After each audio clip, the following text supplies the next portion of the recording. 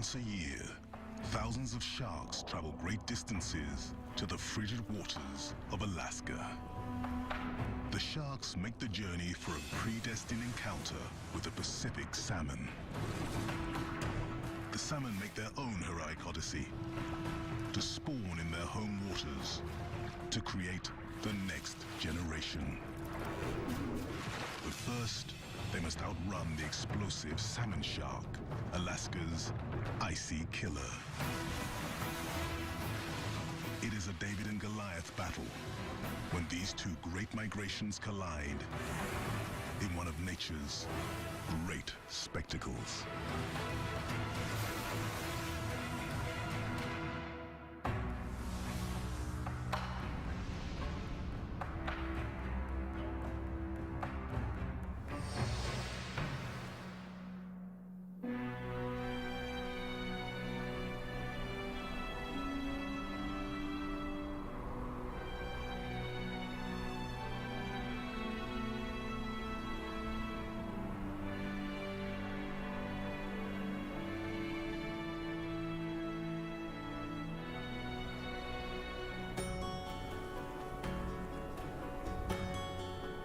After a long, dark Alaskan winter, Prince William Sound welcomes spring.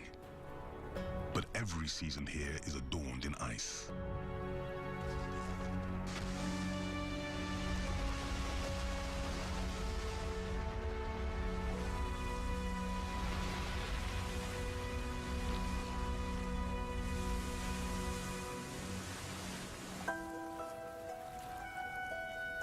Even in May, the water temperatures barely nudge above freezing.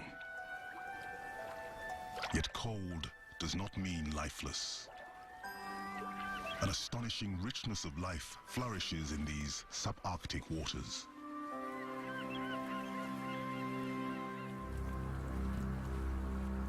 None is more astonishing than the salmon shark, a shark that not only survives, but thrives in this icy crucible. Weighing in at an impressive 225 kilos and growing to a length of around 3 meters, this shark flies through nearly frozen water.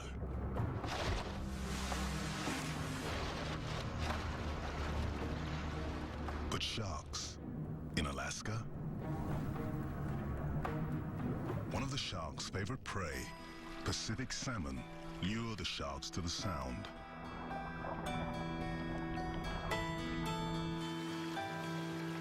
The salmon come to spawn. The sharks come to eat. Once a year, the salmon shark and the salmon collide in an epic struggle. One runs on hunger, the other on urgency. Nothing less than the survival of its kind. And this is their Arctic arena. As Prince William Sound sits on the northernmost shores of the Gulf of Alaska, the waters of the Sound are cold year-round. But in spring, they come alive.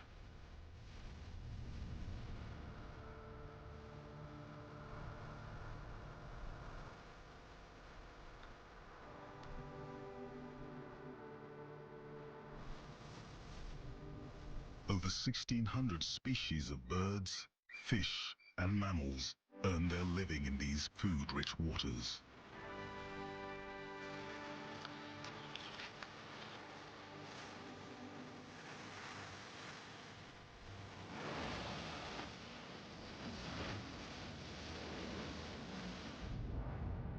At the base of the food chain, microscopic plankton converts sunlight from the lengthening days of spring into a massive bloom of life, turning the water milky green.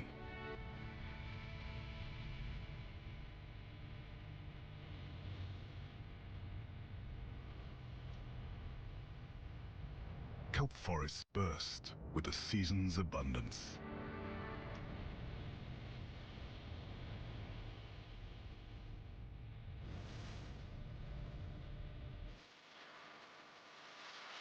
hungry animals answer the summons of these ample waters.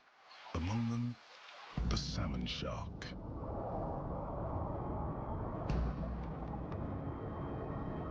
It's May, and this salmon shark is gradually making her way towards Alaska and the salmon that compel her journey there.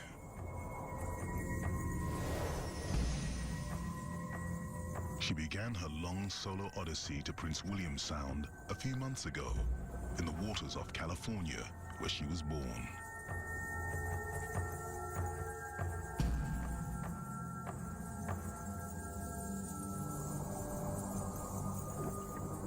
She's been on her own since birth. Having had no parenting, she runs on instinct. She's now 5 years old, and this is her first trip to Prince William Sound. It's a mystery how she will find her way.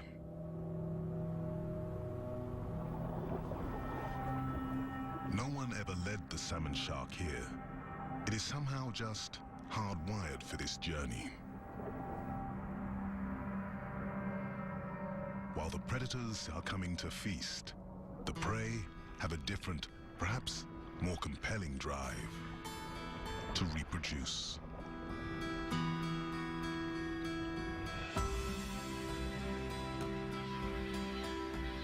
From the distant reaches of the open ocean, these salmon come to the only place where they can successfully mate. The waters of their birth, Prince William Sound.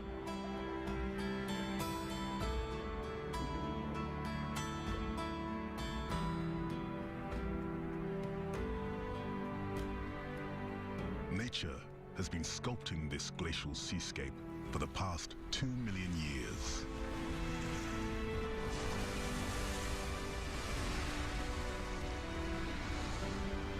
With the coming and going of ice ages, glaciers have advanced and retreated, marking millennial time.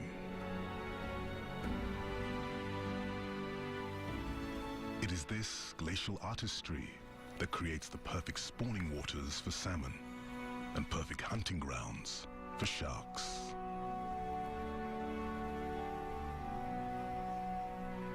Over time, ice sheets gouge out steep valleys that fill with seawater, creating fjords.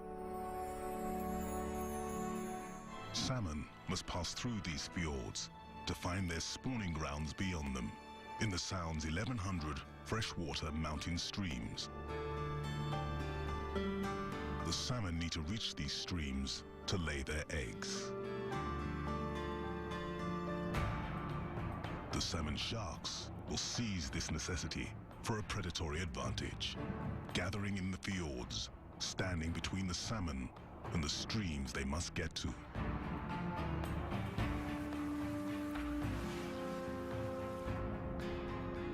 The salmon seem doomed, but there are still enormous challenges for the shark. Hunting small, fast fish in ice-cold water requires special abilities. The salmon shark is the fastest predator here. Of the roughly 400 known sharks in the world, this is the only large, active shark equipped to ply these glacial waters. This shark will probably live to about 40 years old. She will journey to the Sound for her share of salmon every spring.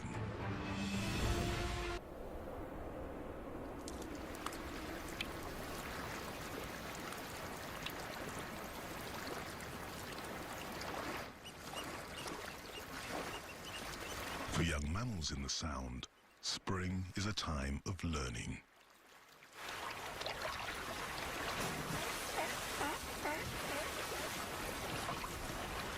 Mammals raise their young, giving them the enormous evolutionary advantage of being nurtured. Of protected mothers handing down their hard-earned lessons of survival. Neither sharks nor salmon have this edge. They are programmed rather than parented. Primal drive propels their journey to the Sound. They travel on an inevitable path, ever closer to their destination and each other.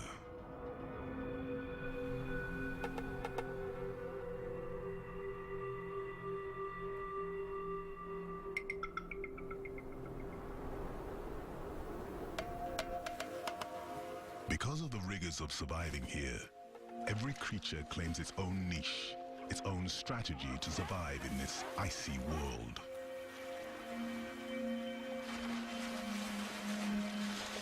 But none is more keenly adapted to hunt these waters than the salmon shark. Even its more notorious cousin, the great white shark, rarely ventures into the icy waters that the salmon shark rules.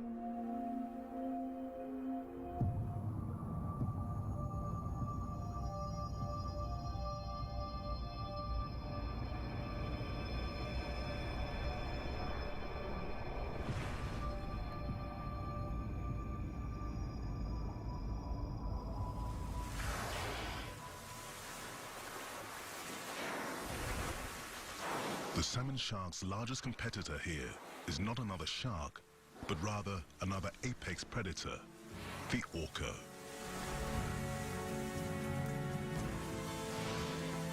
Orcas earn their nickname killer whales because they will attack whales, sea lions, and the occasional shark.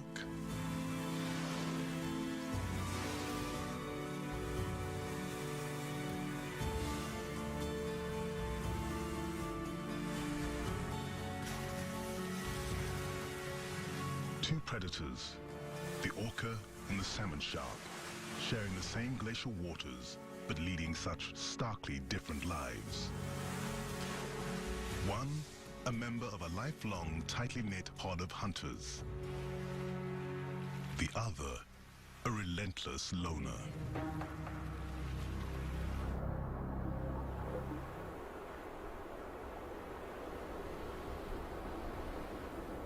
It's July. Thousands of solitary salmon sharks are now at the mouth of Prince William Sound. The sharks are here, just ahead of the salmon. Tens of millions of them are now closing in on Alaska's coastline. Every one of these salmon was born here, in the Sound. And this will be their first and final homecoming.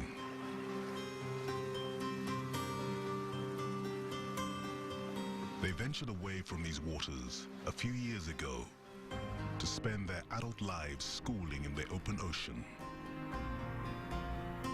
But they are pre-programmed to come home to spawn.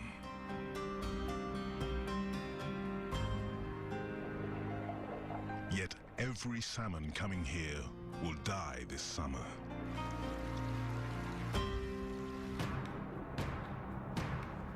The only question is, which individuals will reach their spawning grounds and which will be caught in the powerful jaws of a great predator?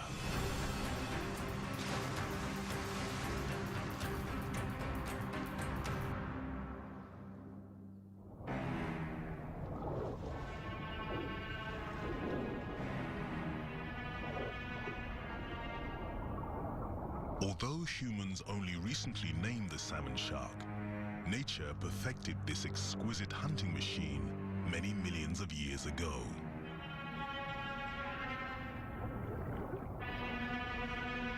But how does it excel in seas too frigid for virtually every other shark?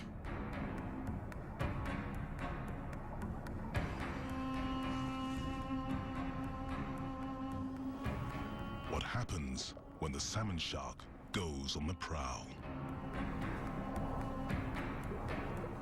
First, critical for hunting fast prey like salmon, the shark's body is streamlined, allowing her to cut through the water with minimal drag and maximum acceleration.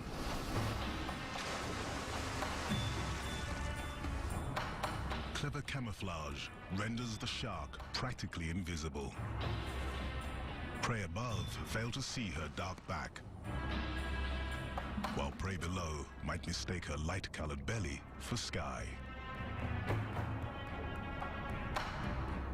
As a hunt begins, the shark recruits its fine senses of smell and hearing. If a salmon is wounded, the shark will smell blood in the water or hear it thrashing. Along its sides, highly sensitive motion detectors, so-called lateral lines, sense water displacement from the smallest movement of the smallest salmon. Also, fish emit a very weak electric signal. The salmon shark can exploit this. Hundreds of tiny electroreceptors around its snout can detect as little as a millionth of a volt emitted by a salmon. As the shark goes in for a kill, the electroreceptors may help it hit its target.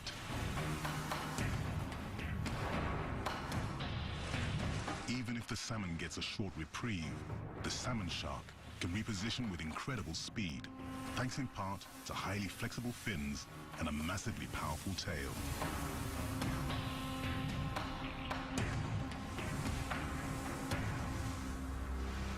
So how can the salmon shark perform at this level of excellence in ice-cold water?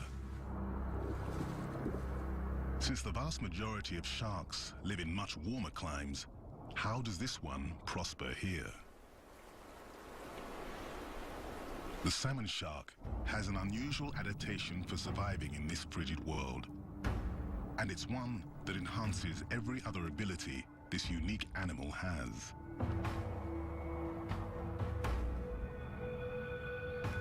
Amazingly, this fish is warm-blooded. This is an enormous advantage for hunting swift prey in cold water. Warm blood enhances speed, muscle power, and endurance. Everything this predator needs. But how does it retain its body warmth while immersed in icy water?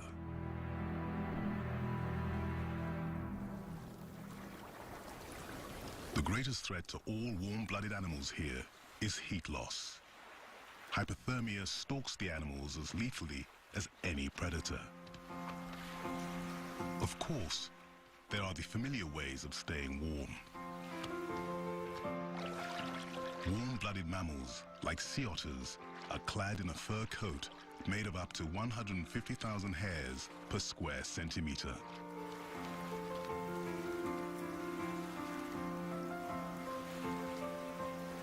The otter must constantly groom this thick but easily matted fur to maintain its insulating properties.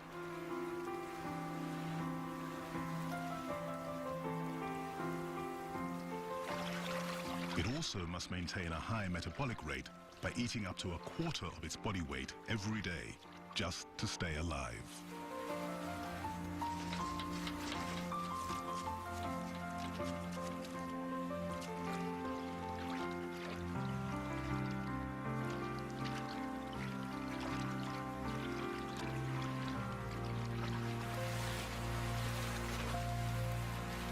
But despite fur coats and high metabolisms, as many as 3 out of 4 of these otter pups will not survive their first year.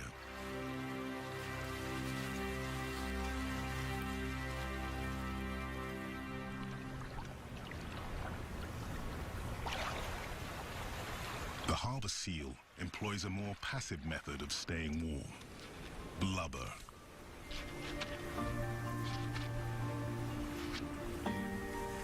A harbor seal pup is born with quite a bit of this insulating fat. But the pup will only have a 24-day suckling period to build enough blubber to maintain its body heat.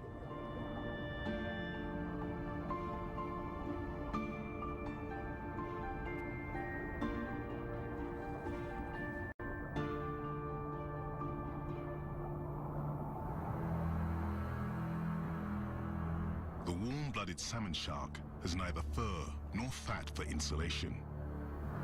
Yet it can raise its body temperature more than any fish in any water. The internal temperature of most fish is nearly identical to the surrounding water. But not the salmon sharks. Its circulatory system has an unusual mechanism to keep this shark warm in ice-cold water.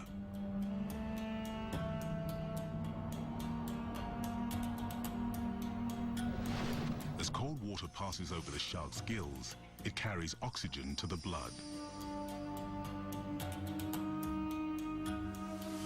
The cool, oxygenated blood then travels through the shark's blood vessels.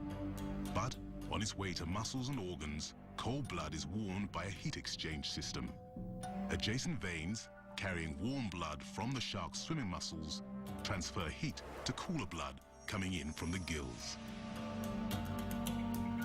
The systems that enable the heat transfer are called retia mirabilia, or wonderful networks. These allow the salmon shark to raise its body temperature as much as 20 degrees Celsius above the water temperature. With the shark's warm-blooded advantages of speed, agility, and endurance, the cold-blooded salmon seem condemned. Their only hope of escape is in sheer numbers. And numbers there are. Untold millions of salmon swim hundreds of kilometers to arrive at this, their destiny.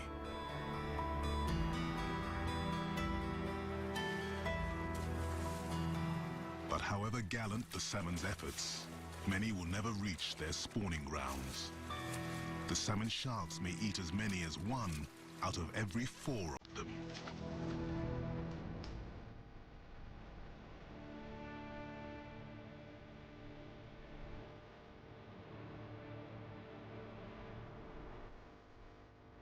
The placid waters of Prince William Sound belie the scene of carnage that is about to unfold.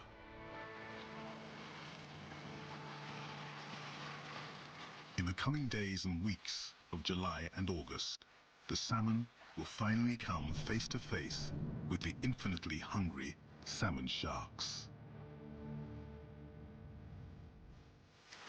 As they near their home waters, the salmon literally leap in the air as if preparing to flee a dangerous predator. But no one knows why the salmon spend precious energy doing this.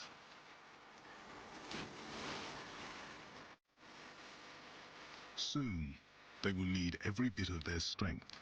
First, to escape the sharks, and then for the epic struggle to return to their breeding grounds, to mate for the one and only time in their lives.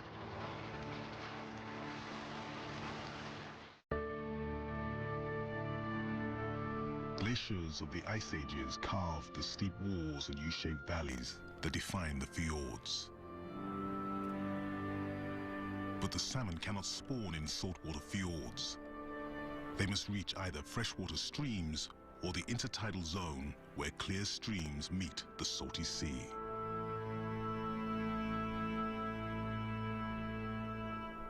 The salmon must cross the shark-infested fjords to reach their spawning grounds.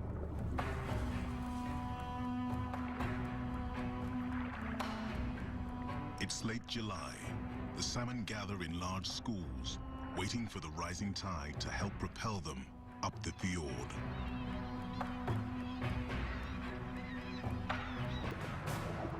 Some of the fish cling to the walls of the fjords, trying to outflank the sharks.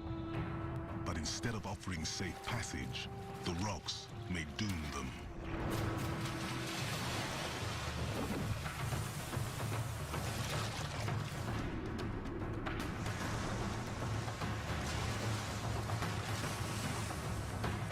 Even if a shark misses on the first strike, it is so flexible and has such endless endurance that it literally runs circles around a fleeing salmon, churning a prison of water until the salmon simply gives up.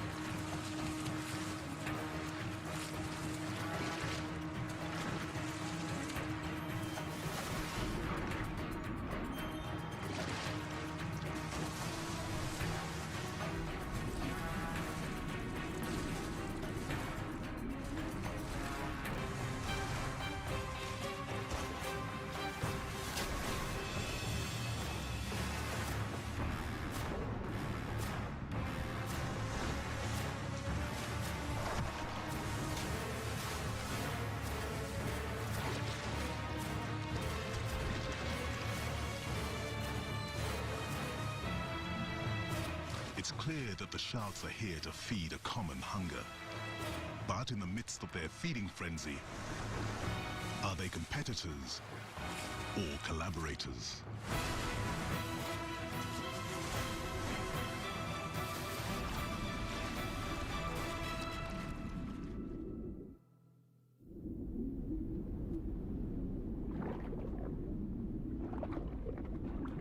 Marine biologists are just beginning to understand the nature of these unusual sharks.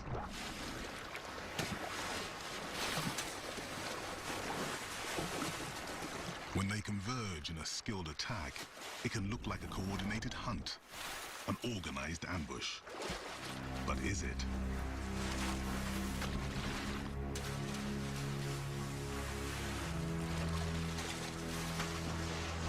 Do they communicate? Do they coordinate? Do these fish plot and plan?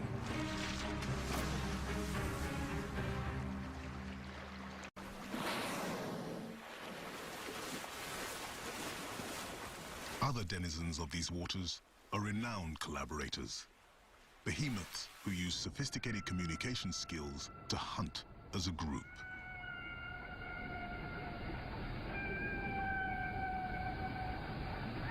Humpback whales even make specific assignments to individuals within the hunting parties.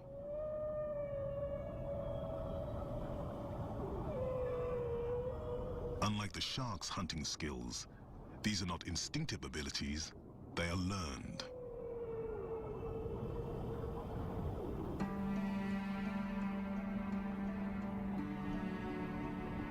In stark contrast to a salmon shark, a humpback mother will teach her calf how to hunt.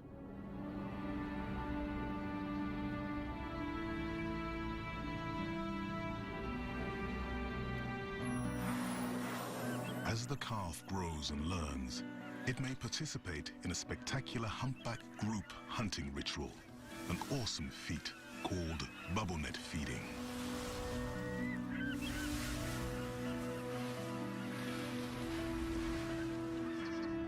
Schools of herring attract the humpbacks, much in the way that the salmon lure the salmon sharks.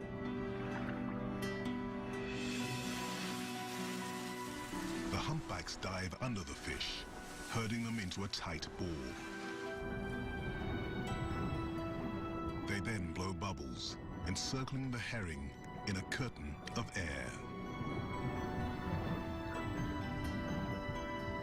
The pod leader signals the others to lunge to the surface. In unison, jaws agape. By working collaboratively, each whale can consume thousands of fish in a single gulp.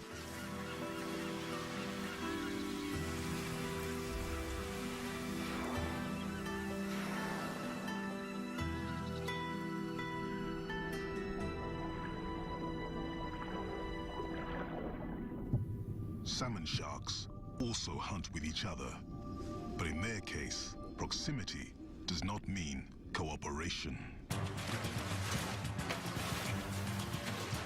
Several sharks can strike at once, scattering the hapless fish, enabling each shark to pick off its own target. The sharks appear to have an instinctive understanding of their enhanced power when they work the same waters. A salmon fleeing one shark may fly into the jaws of another. But most biologists believe that the sharks do not coordinate their hunt in the same way that mammals like humpbacks do.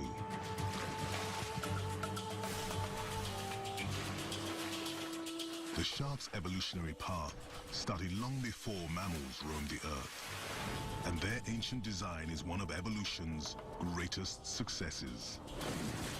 They predate the earliest known dinosaur by more than 200 million years. Yet the shark endures as one of nature's oldest predators.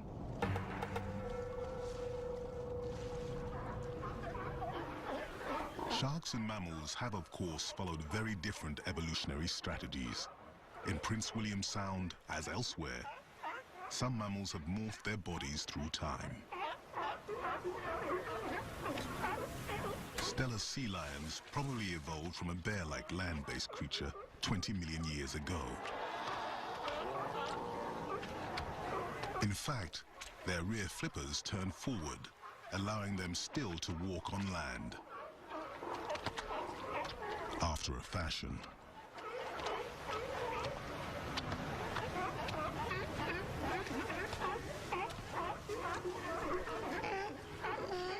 Unlike their fellow predator, the salmon shark, sea lions are territorial. A bull establishes his turf and will fight to defend it.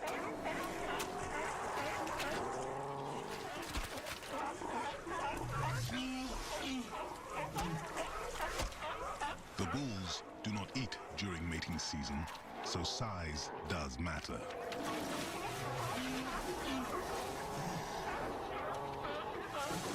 The bigger the bull, the longer he can fast. Less time foraging, more time mating.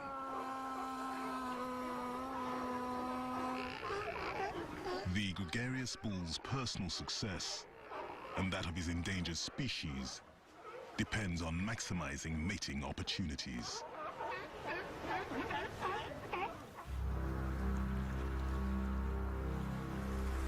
Unlike the sea lions, the salmon sharks are not endangered, and they don't miss a meal in order to reproduce. They will mate in summer and into fall.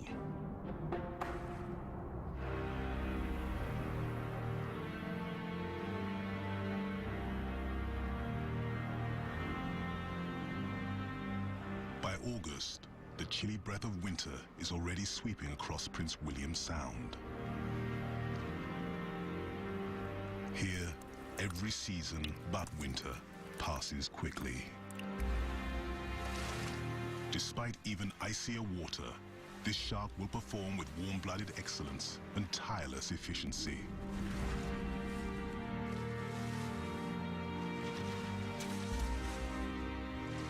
As fall eclipses summer, the days become shorter, darker. The sharks seem to hunt more frequently at the surface, without the risk they run on brighter days of burning their sensitive eyes.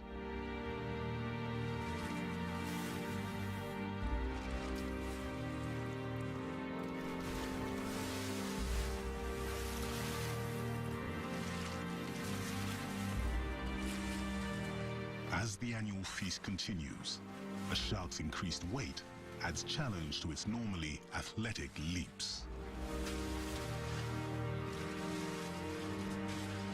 While this seemingly ruthless predation appears to threaten the salmon species, the ravenous shark is actually improving the health of the salmon population. By thinning out the less robust fish, it's allowing stronger genes to be passed on at spawning. So despite their hearty appetites, the sharks are good for the salmon species.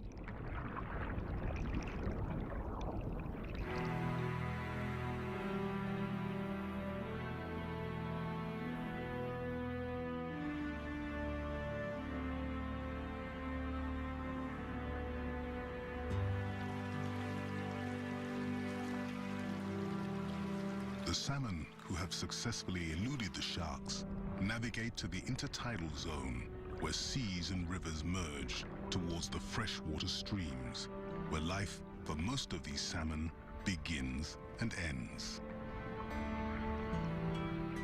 They have come hundreds of kilometers and are so close to fulfilling their purpose here. Yet their most critical mission still lies ahead, past another alley of daunting predators.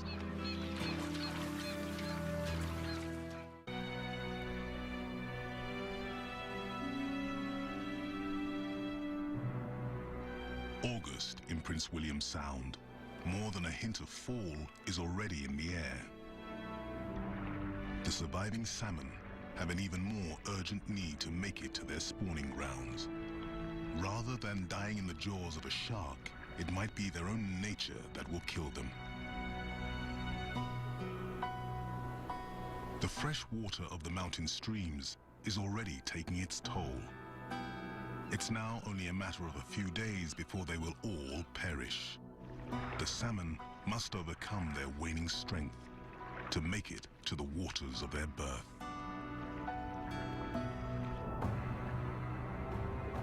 But even as the salmon leave the saltwater domain of the salmon sharks, they are still in danger. At every bend in the stream, another predator stalks them. It's the salmon's curse to be so nutritious. Brown bears need enormous stores of fat for their impending hibernation. These one-year-olds can now catch their own fish. But a year ago, they were suckling in the den, taking mother's milk enriched by salmon fat.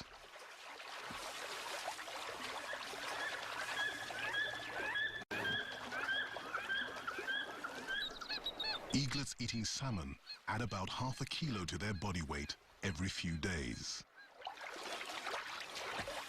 While other black bears are devouring hundreds of salmon, this bear is focused on only one fish he caught before she could release her eggs, which by now weigh about half a kilo. The bear forgoes the meat of the fish and, with the precision of a sushi chef, removes just the roe for a bit of caviar. Fortunately for the salmon species, others will make it further.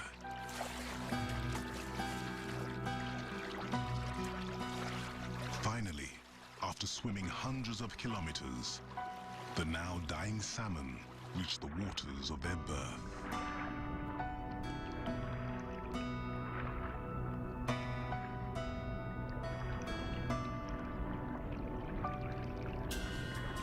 Jockeying for position, they struggle to spawn.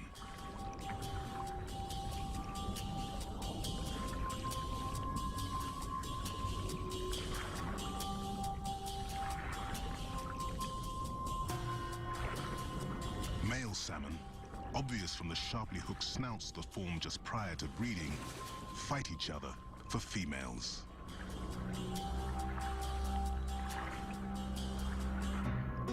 Females vie for the best spots to deposit their eggs. With a wave of her tail, the female salmon makes a gravel nest for her eggs and releases them. The male then fertilizes their potential offspring.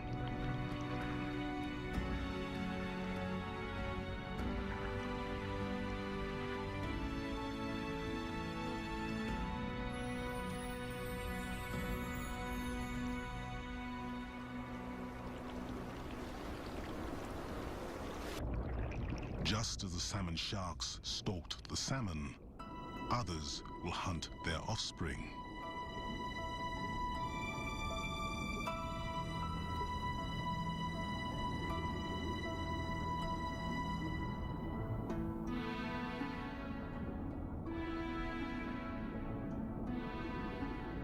A giant lion's mane jellyfish joins a troop of moon jellies.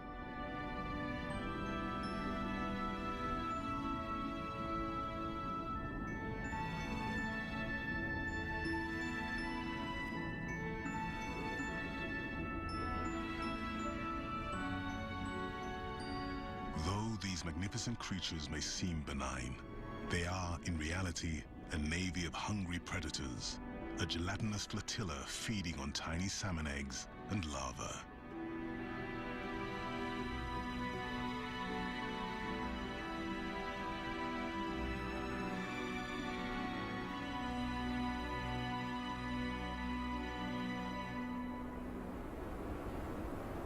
While some salmon have already spawned and died, others are still making their way to their spawning grounds. Each river has its own timing, allowing fish access to their home waters without competition from other salmon trying to get to theirs.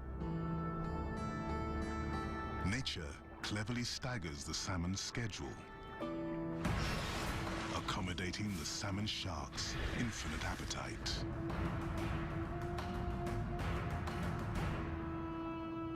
But if, for some reason, the salmon never ran again, salmon sharks would not vanish along with them. The sharks would simply forage for other fish, as they do when the salmon are not running.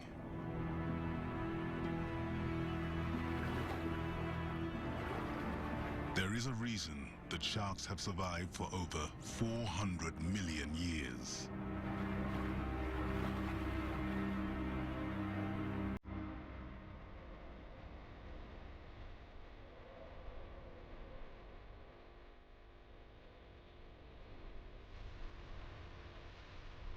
By September, most of the salmon are dead. As the salmon disappear, many of the sharks leave the sound, making their way to warmer waters where some will give birth to the next generation of salmon sharks.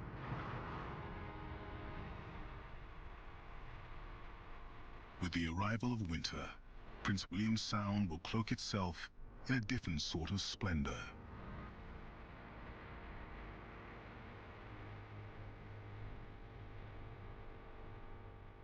No matter the season, there is magic in this icy cauldron of life.